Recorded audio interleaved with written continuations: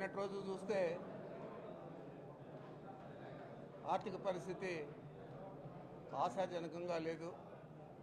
ఇవన్నీ కూడా అమలు చేయడం సాధ్యం కాదేమో అని చెప్పి చెప్పడం జరిగింది. ఇదంతా ముందంతా కూడా ఇంటర్నేషనల్ ఎకనామిక్ ఎక్స్పర్ట్స్తో అంతా కూడా నేను ఎకనామిక్స్ చదివాను.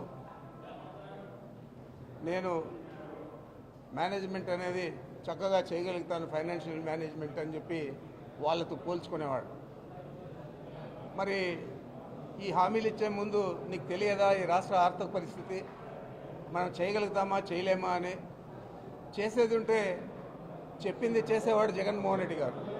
మరి జగన్మోహన్ రెడ్డి గారే చేసేవారు కదా అని అడుగుతా ఉన్నాను. చెప్పింది చేయలేకే మనం ఆర్థిక పరిస్థితి అనుకూలించదు కాబట్టి ఇప్పుడున్న పథకాలన్నీ కూడా అమలు చేస్తామని చెప్పి జగన్మోహన్ రెడ్డి గారు ఆలోచన చేస్తే, మీరేమో చెప్పిన అబద్ధం మీద అబద్ధం చెప్పి ప్రజలందరినీ కూడా మోసం చేసి జగన్మోహన్ రెడ్డి గారు ఇస్తే ఒక 2 లక్షలు 3 లక్షలు ఒక కుటుంబానికి వస్తూ ఉంది, లేదా 5 లక్షలు వస్తూ ఉంది. అలాంటి కుటుంబం ఆలోచన చేసింది.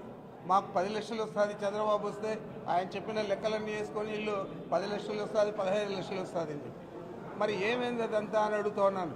ఈరోజు నేను చేయలేనంటే మరి ఇలాంటి వ్యక్తులను రాజకీయాలలో కొనసాగించవచ్చా అని చెప్పి ఈ రాష్ట్ర ప్రజలందరూ కూడా ఆలోచన చేయాలి. అబద్ధం చెప్పి అధికారికి రావడం అనేది చాలా దుర్మార్గం. ఈ రాష్ట్ర ప్రజల మనోభావాల మీద, వారి బ్రతుకుల మీద రాళ్ళు వేసినట్లే అని చెప్పి కూడా మరి నేను భావిస్తూ ఉన్నాను. ఈరోజు చూస్తే 7 నెలల్లో నేను 1,19,000 1.19 లక్షల కోట్లు అప్పు చేసావు. మరి ఏ ప్రాజెక్టు కట్టావు, ఎన్ని ఉద్యోగాలు ఇచ్చావు, లేదా ఏ సంక్షేమ పథకాన్ని అమలు చేశావు?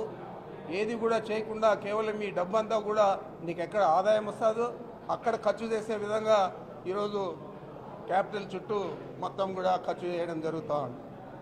మరి ఇంత దుర్మార్గంగా రాష్ట్ర ప్రజలను మోసం చేసి అప్పులు చేసినవన్నీ కూడా తీసుకొచ్చి ఇక్కడ మీ సొంత లాభం కోసం, మీ సొంత సంపాదన కోసం ఈరోజు మీరు చేస్తూ ఉండనేది ఈ రాష్ట్ర ప్రజలందరూ కూడా గమనించాలా. అదేవిధంగా ఈ హామీలన్నీ కూడా ఏది కూడా నెరవేర్చలేదు. మనం చూసాం 5 సంవత్సరాలు ముఖ్యమంత్రిగా ఉంటే జగన్మోహన్ రెడ్డి గారు 2 సంవత్సరాలు ₹1 ఆదాయం లేకుండా కరోనాతో మనం ఎంతో ఇబ్బంది పడినాం. ఎంతోమంది మిత్రులను, కుటుంబ సభ్యులను అందరినీ కూడా పోగొట్టుకున్నాం. మరి అలాంటి కరోనా సమయంలో కూడా జగన్మోహన్ రెడ్డి గారు ఇచ్చిన తేదీ ప్రకారం ప్రతి సంక్షేమ పథకాన్ని అమలు చేసిన ఘనత ఈ భారతదేశంలో ఎవరైనా ముఖ్యమంత్రి చేస్తుంటాడంటే అది ఒక జగన్మోహన్ రెడ్డి గారే చేశారని కూడా మీకు మనవి చేస్తూ ఉన్నాను. చాలామంది అంతా కూడా కర్ణాటక నుంచి కానీ, చెన్నై నుంచి కానీ, వీళ్ళందరూ కూడా తమిళనాడు నుంచి కానీ వీళ్ళందరూ కూడా జగన్మోహన్ రెడ్డి గారు ఎట్లా అంత బాగా మేనేజ్ చేస్తూ ఉన్నాడు ఈ కరోనాను, మనం ఎందుకు చేయలేకపోతూ ఉన్నామని చెప్పి వాళ్ళు చాలాసార్లు జగన్మోహన్ రెడ్డి గారితో మాట్లాడిన విషయాన్ని కూడా మీకు గుర్తు చేస్తూ ఉన్నాను. మరి ఇలాంటి పరిస్థితుల్లో అంత ఇబ్బందుల్లో ఉన్నా కూడా కరోనా సమయంలో కూడా చెప్పిన మాట తప్పకుండా చేసిన వ్యక్తి జగన్మోహన్ రెడ్డి గారు. మరి మీరు చేసే అవసరం ఉన్నా, చేసే అవకాశం ఉన్నా దాన్ని డబ్బులు లేవని చెప్పి ఒక కుంటి సాకుతో ఈరోజు మీరు చేయలేకపోతూ ఉన్నారంటే మీకు చేయాలనే ఆలోచన లేదు. మీరు చెప్పినప్పుడే ఇవన్నీ కూడా తప్పుడు మాటలు, మనకు అధికారం దక్కితే చాలు అని చెప్పి ఆలోచనతో మీరు చేశారని చెప్పి నేను తెలియజేస్తా ఉన్నాను. ఆ రోజు కరోనా సమయంలో కూడా 13వ స్థానంలో నిలిచింది మనం కరోనా సమయంలో కూడా మనం ఈ భారతదేశంలో 13వ స్థానంలో బాగా హెల్త్ కేర్ తీసుకునే రాష్ట్రంగా మన రాష్ట్రం నిలిచింది. మరి 2018-19లో కూడా అదే 13వ స్థానంలోనే ఉన్నది. ఆ రోజు ఏం జబ్బులు లేవు. మరి నువ్వు ఏమి దీని మీద చర్యలు తీసుకున్నావు ఆరోగ్యం గురించి, రాష్ట్ర ప్రజల ఆరోగ్యాన్ని గురించి అని అడుగుతా ఉన్నాను. ఈరోజు ఆరోగ్యశ్రీ తీసేసావు, అన్ని సంక్షేమ పథకాలు తీసేసావు. మరి ఎంతో కష్టపడి జిల్లాకు ఒక మెడికల్ కాలేజీని కట్టే పరిస్థితుల్లో కొన్ని పూర్తి చేసావు, ఇంకా కొన్ని పూర్తయ్యే దశలే ఉన్నాయి. మరి అంటే 26 మెడికల్ కాలేజీల్లో కూడా మీరు ఎక్కడైతే కొత్తగా మనం ప్రారంభించాము 18 మెడికల్ కాలేజీలు, వాటిని అన్నింటినీ కూడా మీ దఫేదారులకు అమ్ముకునే పరిస్థితి ఈరోజు మీరు చర్యలు తీసుకుంటా ఉన్నారు.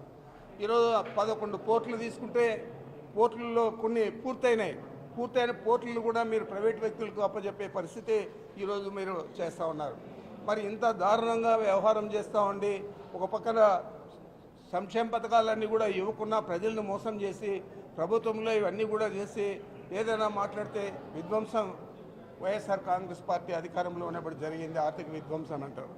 అంటే పేద ప్రజలందరినీ ఆదుకోవడం విధ్వంసం, మీరు క్యాపిటల్ చుట్టూ అప్పులు చేసి ఎక్కువగా ఖర్చు చేసి అక్కడ రియల్ ఎస్టేట్ చేసి లక్షల కోట్లు గడించాలనేది విధ్వంసం కాదా అని నేను అడుగుతా ఉన్నాను. ఏదైనా రాష్ట్ర ప్రజలు మీకు ఇచ్చిన అధికారం వారికి మేలు చేసే సంస్కరణలు కానీ సంక్షేమ పథకాలు కానీ అభివృద్ధి కార్యక్రమాలు కానీ చేయాలి తప్ప అది కాకుండా ఇలాంటివి అన్నీ కూడా చేస్తూ మీరు ఈరోజు గుండు సున్నా చుట్టేసి సూపర్ 6 లేదు, సూపర్ 7 లేదు, మీరేమన్నా చూసుకోపోండి అనే ఆలోచన మీరు చేస్తూ ఉన్నారంటే ఇంత దుర్మార్గంగా వ్యవహారం చేసే చంద్రబాబు నాయుడు మరి ఈ రాష్ట్ర ప్రజలందరూ కూడా ఇంకా కూడా కళ్ళు తెరవకుండా మనం మోసపోతే చాలా ఇబ్బంది అని కూడా మీకు మనవి చేస్తూ ఉన్నాను.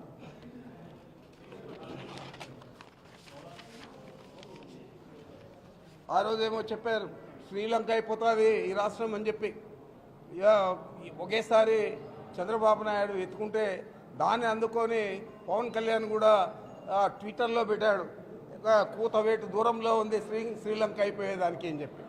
మరి పురంధేశ్వరి చెప్తుంది కేవలం మనకు 6,46,000 కోట్లు అప్పు ఉందని చెప్పి తెలుగుదేశం పార్టీ బడ్జెట్ సమావేశంలో బడ్జెట్లోనే చెప్తే ఆ రోజు మీరు 14 లక్షల కోట్లని ఒకరు చెప్తే 12 లక్షల కోట్లని ఒకరు చెప్తే మరి బీజేపీ అధ్యక్షురాలు ప్రత్యేకంగా చెప్తారు 12,50,000 కోట్లని.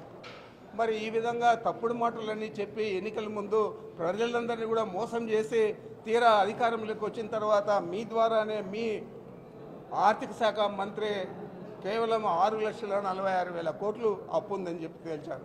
దాంట్లో నీ అప్పే 50% ఎక్కువ ఉంది. 14 నుంచి 19 సంవత్సరం దాకా మీరు చేసిన అప్పులు. మరి ఇలాంటి వ్యక్తి ఈరోజు మళ్ళా ముఖ్యమంత్రి ఇన్ని అరాచకాలు చేస్తూ ఉంటే మనం ఈ రాష్ట్ర ప్రజలు ఆలోచన చేయాలా పని లేదా అని చెప్పి మీ అందరికీ కూడా నేను మనవి చేస్తూ ఉండా. చెప్పిన అబద్ధం చెప్పకుండా ఈ రాష్ట్ర ప్రజలను మోసం చేసి అధికారంలో కొనసాగుతూ మరి రాష్ట్ర ప్రజల గురించి ఆలోచన చేయకుండా కేవలం మీ స్వలాభానికి మీరు పాటుపడుతూ ఉన్నారనేది ఈ రాష్ట్ర